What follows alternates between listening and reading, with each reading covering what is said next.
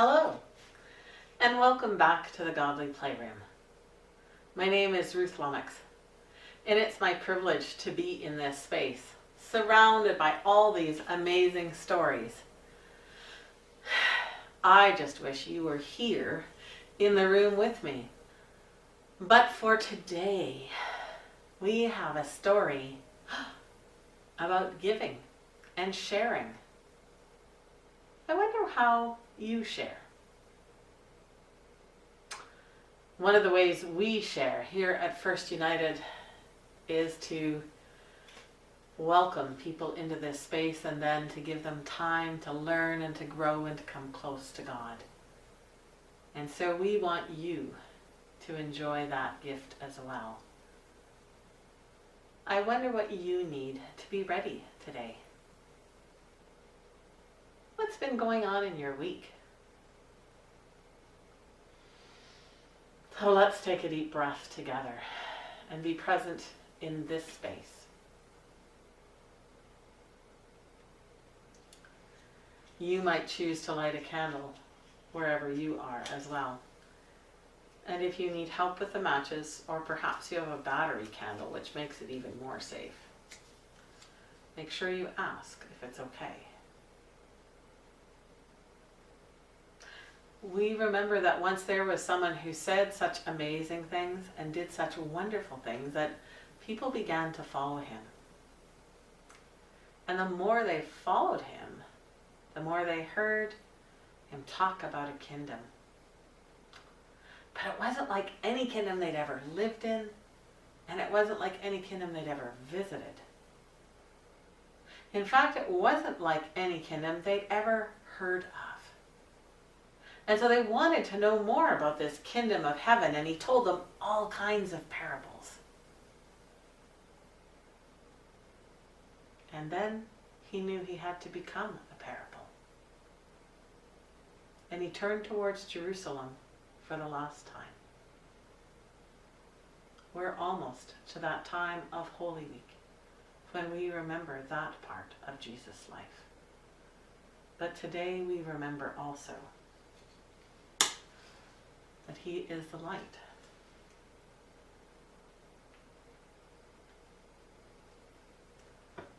And the light shines and surrounds us and accompanies us and enables us to see the path enough for us to follow. I'm going to put the candle back on the shelf so that I don't knock it over when I'm telling a story.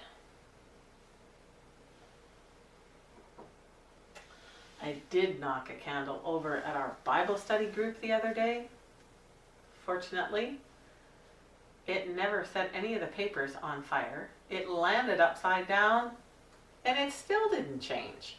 Oh, a light can be very persistent. Well, I wonder if you're ready for a story.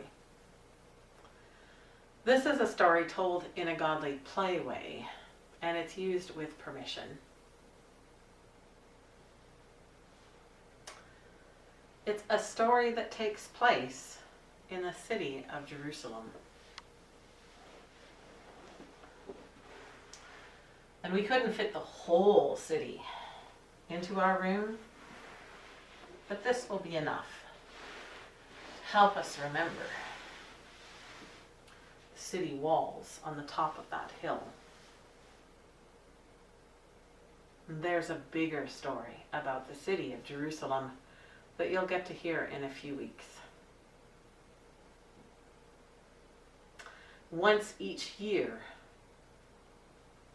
the people of God go up to the city of Jerusalem to celebrate Passover, to remember how God brought the people through the waters into freedom.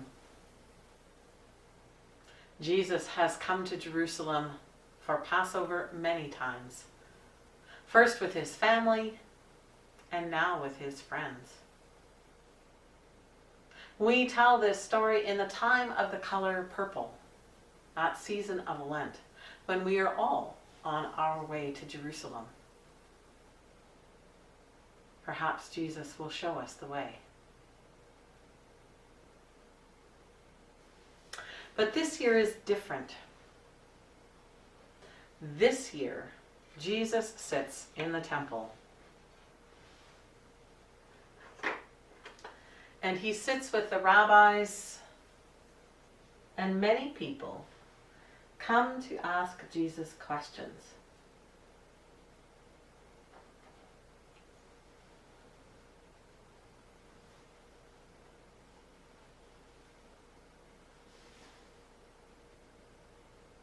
This year is different.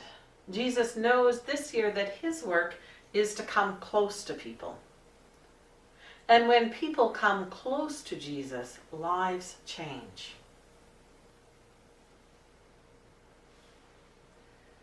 But not everyone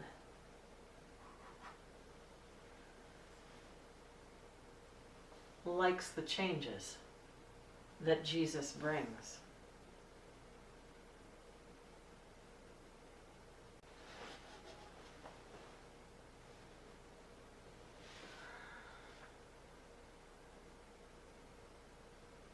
One day Jesus was sitting in the temple teaching, and many people had come to ask him questions. But then Jesus asked them a question. He said, "Look, do you see that woman who is coming to the temple treasury? She put in 2 copper coins. Did you hear it? No.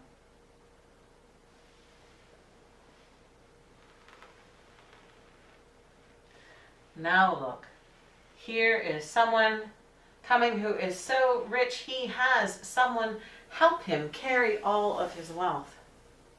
And you can hear it rolling and clinging and clanging as it falls into the treasury. And then Jesus asked his friends, I wonder who gave more, the old woman or the rich man?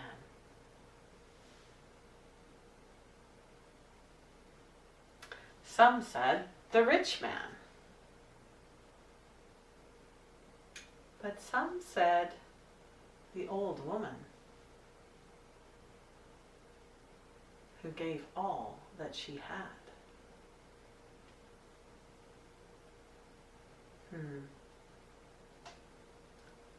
I wonder what will happen next.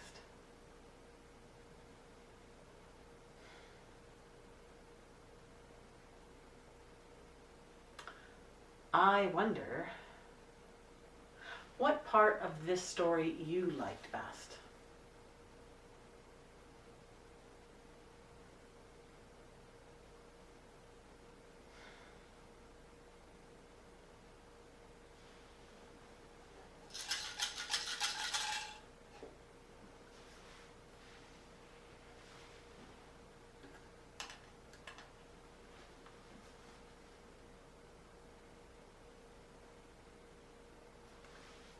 I wonder what part of this story is the most important part.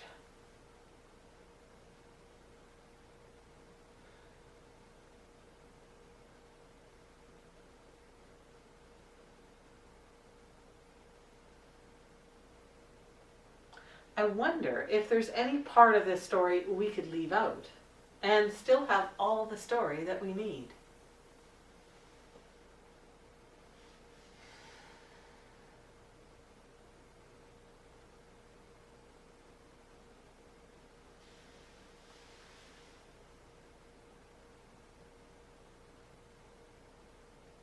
I wonder what part of this story is especially for you today.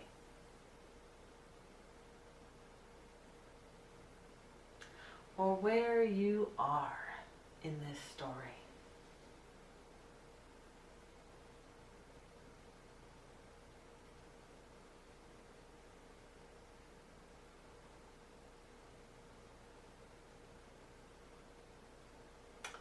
I'm going to put the story away. And I might move the camera a little bit closer so that we can do our work together. You might like to think about what you would like to get out to do for your response to this story. Perhaps you need to pull out your wallet and have a look at what you have financially and what it would mean to give everything that you had.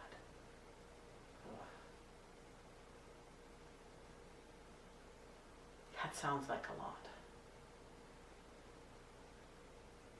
You might rather just get some scissors or paper or some coloring things or painting things, perhaps some Lego to build something, or some clay to work with. Maybe you have some Play-Doh.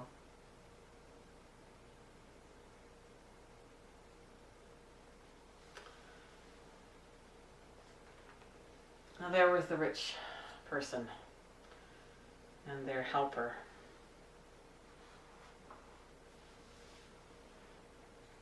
And the old woman.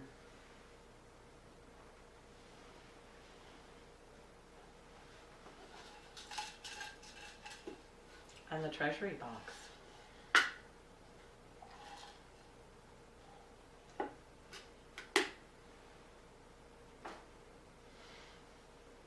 And some of Jesus' friends and the crowds that gathered.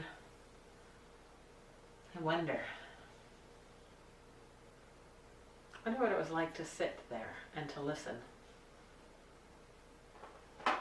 Some of you are spending a lot of time sitting and listening, whether that's at school or on Zoom or on some other screen application.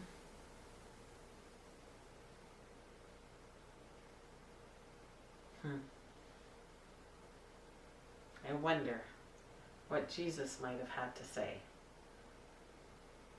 Hashtag follow me.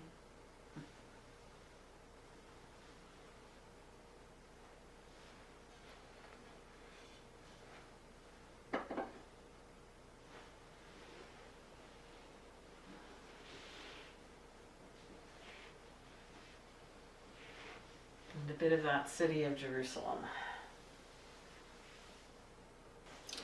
So, I have a few different things here for my response time. I got thinking a bit about giving and how the woman gave all that she had, even though they were two very small coins. We don't even make copper coins in Canada anymore. And some of our dollar bills now come in coin shape.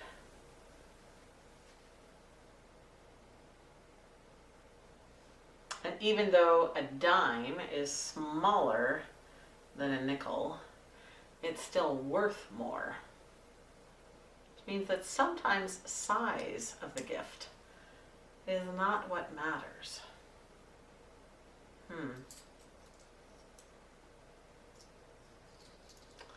I wonder how you give. I mean, it's not always easy to decide how much is enough for us to keep and how much to give away. When I was growing up, I got an allowance. And my parents encouraged me to think about that allowance as what I keep for the things that I wanted or needed, mostly needed, and how much I would give away to someone else, and how much I would put away to save for the future. I think they hoped I would grow up with much better financial or money management habits than I probably have. But that's a helpful way sometimes to think. A percentage that we save, and lots of people will say at least 10%. And I would say then we need to give that much away as well, at least 10%. Sometimes churches call that a tithe. Some of the Muslim people give away 12% or more. And then what do I need to live on? What's enough? That's a big question. And sometimes it feels like the little bit that we have to give doesn't amount to very much. But when we put it together with what others have, it can make a big difference. There's this book here called Mission and Service for Kids. And it reminds us of some of the places that our money goes to make life a little better for people in other parts of the world and here in Canada. There are all kinds of stories in here about the difference your sharing can make. All the way from making breakfast for kids that are on their way to school, to helping people buy livestock or finance new business starts, get an education, have clean drinking water, a bicycle so that a minister can go from place to place in their congregation, healthcare, access to things that we take for granted. So you might do some thinking in your response time. You might make a list of all the things that you have. And I wonder how much of that you really need. The toy boxes in our house always seem to accumulate far too many things. And things that we didn't always use. You might want to try to make something to carry your money in. Maybe you have a wallet or a purse already. But I came across this pattern, and you can use a piece of felt. You could use a piece of cloth if you want. Get someone to help you hem the edges or sew them by hand. If you have a bigger piece of cloth, all you need to do is find something round. And you can put that on your cloth and trace it and then cut it out.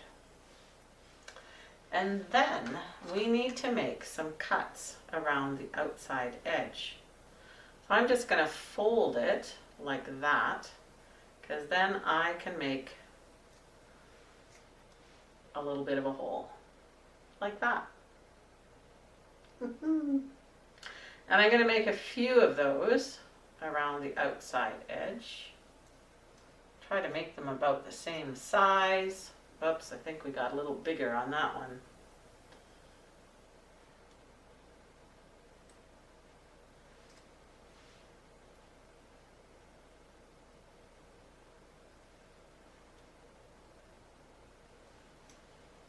Mostly they need to be big enough to pull a string through. You might want to find a piece of yarn. I found some ribbon.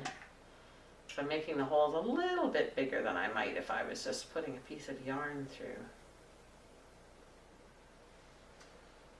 I'm going to try to stay the same distance. Oop, that one's really small. Try and stay the same distance from the edge, although I wander a little bit. If you want it to be more exact, you could use a bit of ruler or something to mark the holes before you cut them.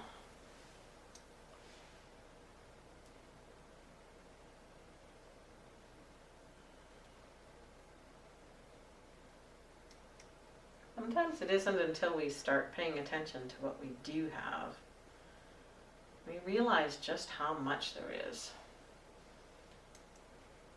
And how much we sometimes take for granted.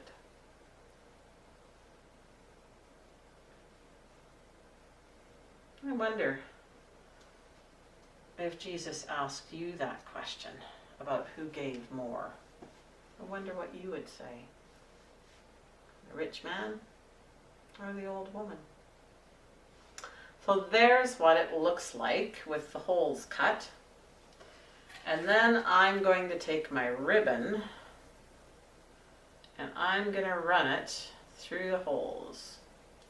So I come up through one and down through the next one. And I didn't cut a strand, so I wasn't sure how long it needed to be. I'll keep going all the way around.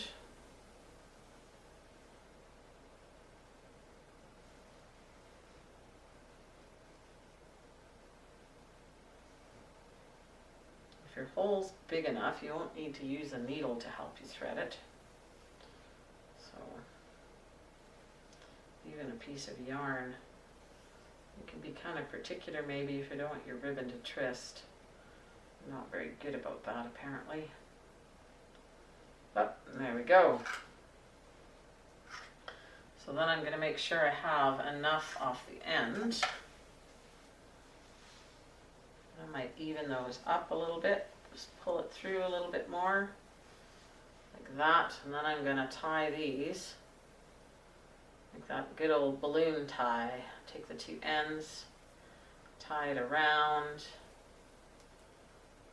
my finger, and then pull the ends through the loop. Slide my finger out so I don't tie my finger into it. And then I can make a little pouch. And if I did a better job with the holes, it would drawstring up better, but I could put my money inside that pouch. And then I could do another quick balloon tie, only not pull it all the way through, and have a bit of a purse.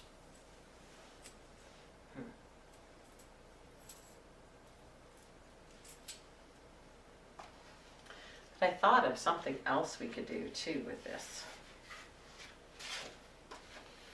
I don't know if you've ever done rubbings before, but you can take something that's got a texture on it, like this toonie, and put it under the page, and then you just take your pencil and run over top, and you'll get a pattern.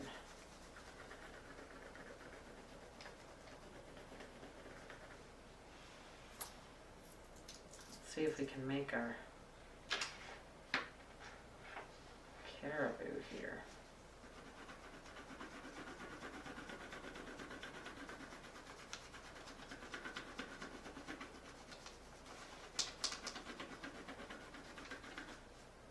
And you can do that with almost anything. I've done it with leaves. I've done it on different things, rocks. Sometimes people even do them on gravestones to get the pattern. Sometimes they call them etchings. But that's something else you can do.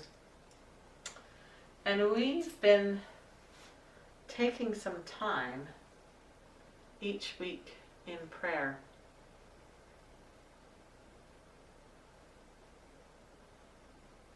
I wonder what God would like us to do with that money.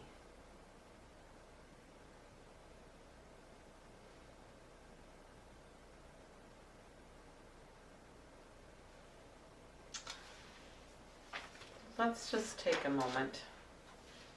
We've been experimenting with praying in color. So I'm going to invite you, I'm going to use my markers for this so you can see it a little bit better. And I'm feeling a little purple in this time of the color purple. So you can trace your hand.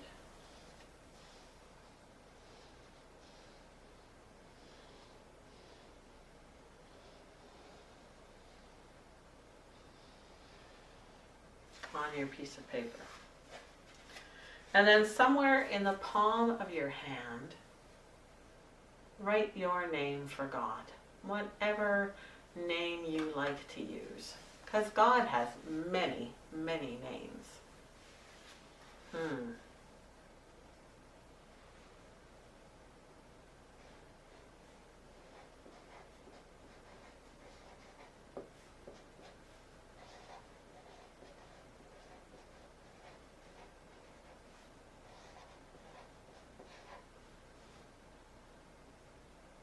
And then you might like to think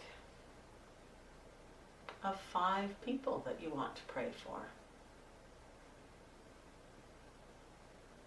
Or maybe 5 things you'd like to change in the world somehow, to make the world a better place.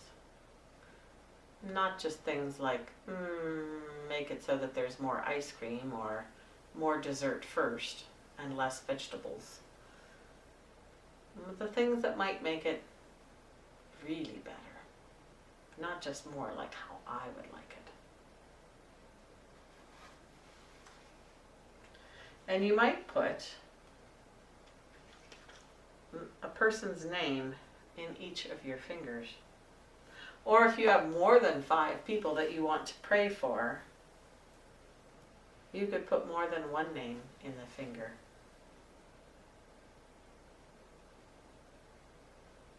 If you're thinking about 5 things you might like to change, you could put that thing, a picture or a word or two to remind you of that. And then think about how you can use your hands or your resources to help those changes come about.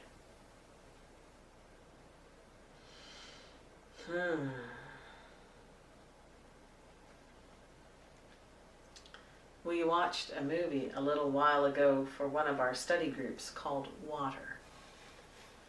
And there were a group of women there called widows. That's what we call a woman in our culture anyways, a woman whose husband has died. And in some cultures, women are married at a very early age. In this culture, even when they're only 9 or 10 years old, some of those girls were being married. And then when their husband died, they became a widow, and remarriage, getting married again, wasn't allowed. It's gotten a little bit better, but often when a partner or a spouse dies, a woman does not do as well financially as her husband might have done.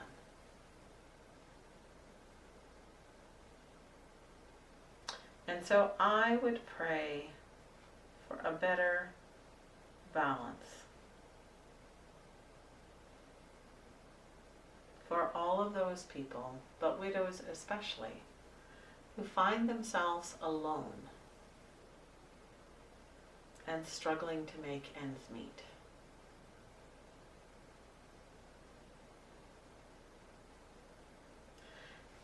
But I would also be very thankful, because many of those people have been the most generous people in my experience. It's like the less people have sometimes, the more willing they are to share it.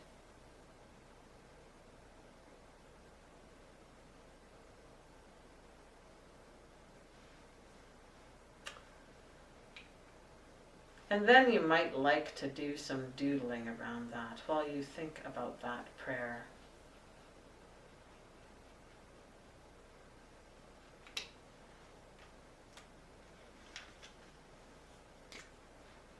Remember some of those doodles we came up with before. Circles and squares and squiggly lines and triangles and crisscrosses and outlines, shadows and wiggles and leaves and curlicues.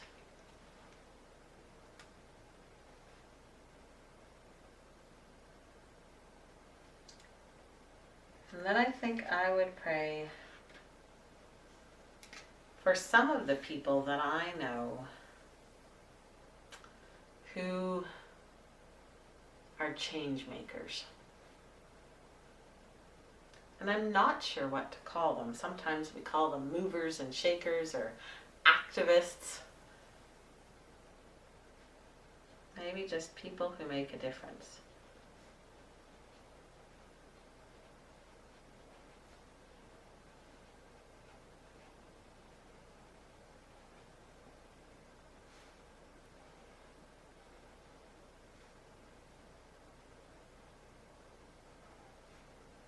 Who are willing to lend a helping hand and do what they can do.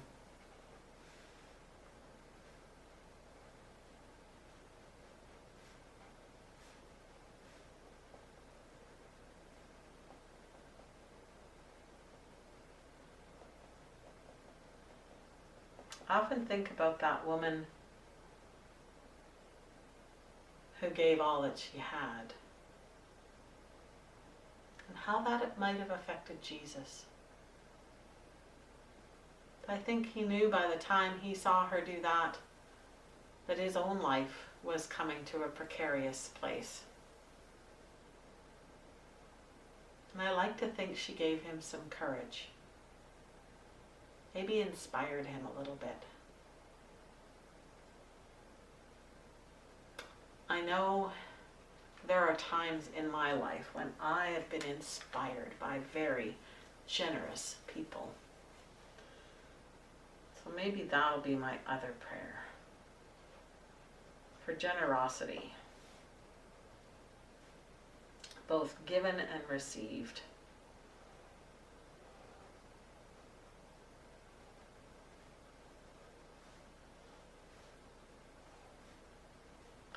And the ripples that that sometimes sends out. Sometimes in ways that I'm not even aware.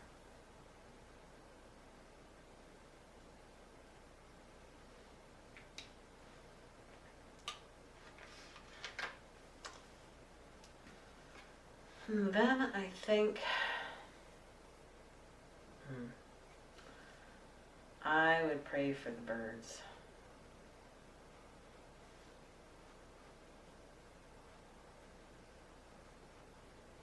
For the geese that are coming back and that long journey that they make every year.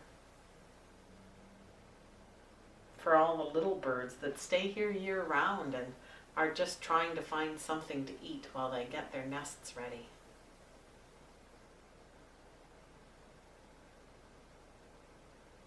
Maybe for other people who are traveling on a long and winding trip, like we are on this way to Jerusalem. And sometimes all we can see is the light just in front of us. Can't see the end or the destination, just enough to follow.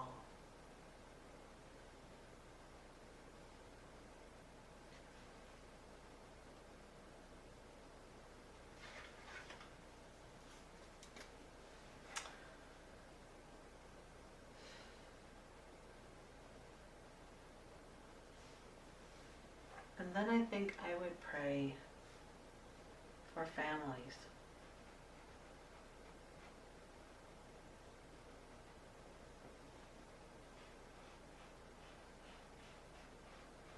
Families are a little bit like a spider web, right? All our relationships and how they connect and interconnect to other things. And sometimes things work really well and sometimes they don't. But every time we change something in our families, we touch the web and it jiggles out and reaches others.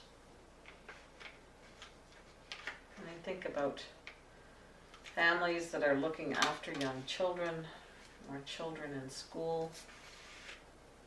I think about those children that are growing and changing and learning new things, and some of that's exciting and some of it's scary. And I pray for adult children who are still trying to figure out what it means to be an adult and not just hear the voices of their parents, whether they were helpful or not helpful.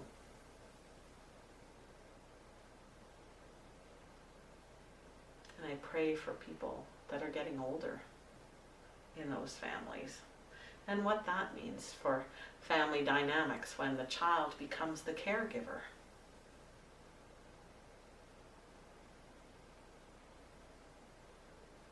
Or the parent still wants to retain some independence, and it's important that they do.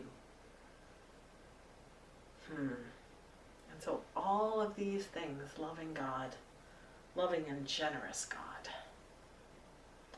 I offer to you.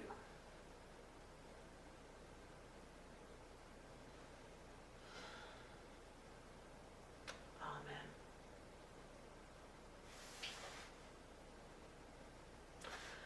Well, I don't have much of a feast again I do have some water.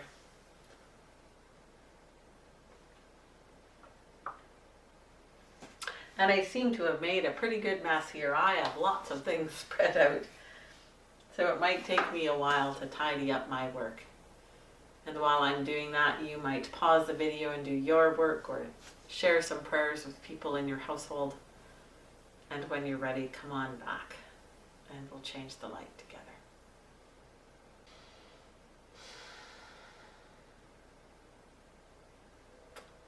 So, the end of our time together comes so quickly some days. Hard to imagine. And we'll be getting used to this daylight saving time that we're on now, which means it's dark again a little bit longer in the morning, but light so much later in the day.